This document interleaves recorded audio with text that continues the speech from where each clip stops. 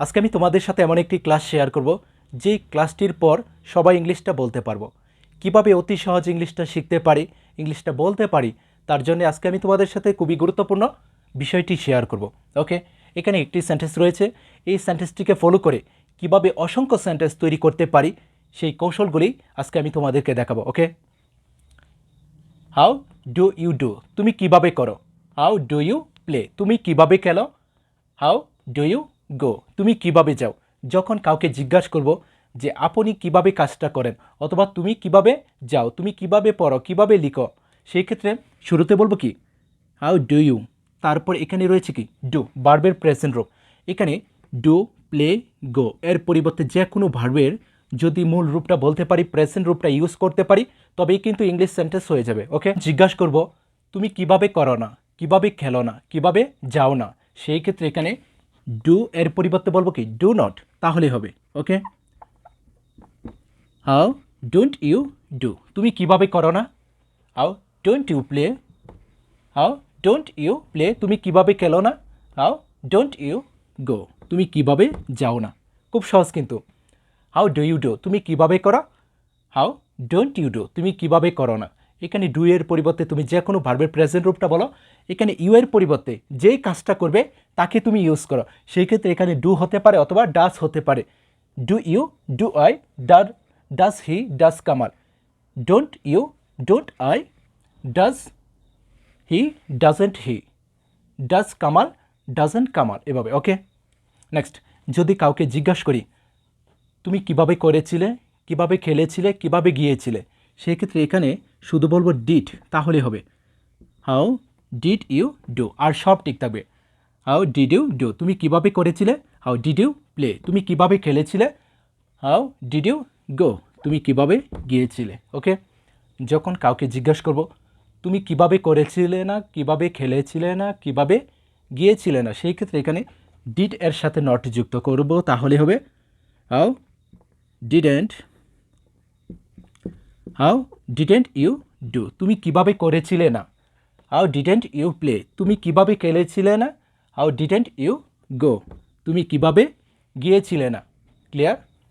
এখন যদি কাউকে জিজ্ঞাসা করি তুমি কিভাবে করবে, কিভাবে খেলবে, কিভাবে যাবে, সেই ক্ষেত্রে এখানে শুধু বলবো উইল, তাহলে হবে হাউ উইল ইউ ডু, তুমি কিভাবে করবে। হাউ উইল ইউ প্লে, তুমি কিভাবে খেলবে। হাউ উইল ইউ গো, তুমি কিভাবে যাবে। ওকে, যদি কাউকে জিজ্ঞাসা করি যে আপনি কিভাবে করবেন না, কিভাবে খেলবেন না, কিভাবে যাবেন না, সেই ক্ষেত্রে বলবো কি উইলের সাথে নট যুক্ত করব, won't. Okay, how won't you do, তুমি কিভাবে করবে না। হাউ ওন্ট ইউ প্লে, তুমি কিভাবে খেলবে না। হাউ ওন্ট ইউ গো, তুমি কিভাবে যাবে না। ওকে, যদি কাউকে জিজ্ঞাসা করি তুমি কিভাবে করতে পারো, কিভাবে খেলতে পারো, কিভাবে যেতে পারো, সেই ক্ষেত্রে এখানে শুধু বলবো ক্যান, তাহলে হবে হাউ ক্যান ইউ ডু, তুমি কিভাবে করতে পারো। হাউ ক্যান ইউ প্লে, তুমি কিভাবে খেলতে পারো।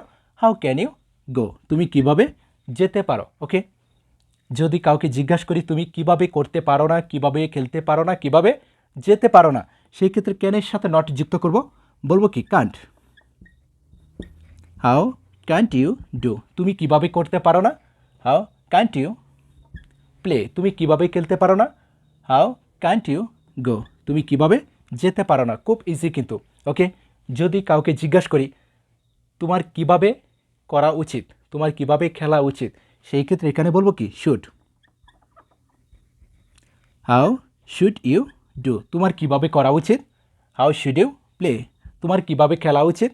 হাউ শুড ইউ গো, তোমার কিভাবে যাওয়া উচিত। ওকে, যদি জিজ্ঞাসা করি তোমার কিভাবে করা উচিত না, কিভাবে খেলা উচিত না, শুডের সাথে নট যুক্ত করে দিব, হাউ শুডেন্ট ইউ ডু, তোমার কিভাবে করা উচিত না। হাউ শুডেন্ট ইউ প্লে, তোমার কিভাবে খেলা উচিত না। হাউ শুডেন্ট ইউ গো, তোমার কিভাবে যাওয়া উচিত না। এভাবে যদি শিখতে পারি ইনশাল্লাহ সবাই ইংলিশটা বলতে পারবো। ওকে, হাউ ডু ইউ ডু, তুমি কিভাবে করো। হাউ ডোন্ট ইউ ডু, তুমি কিভাবে করো না। হাউ ডিড ইউ ডু, তুমি কিভাবে করেছিলে। হাউ ডিডেন্ট ইউ ডু, তুমি কিভাবে করেছিলে না। হাউ উইল ইউ ডু, তুমি কিভাবে করবে। হাউ ওন্ট ইউ ডু, তুমি কিভাবে করবে না। হাউ ক্যান ইউ ডু, তুমি কিভাবে করতে পারো।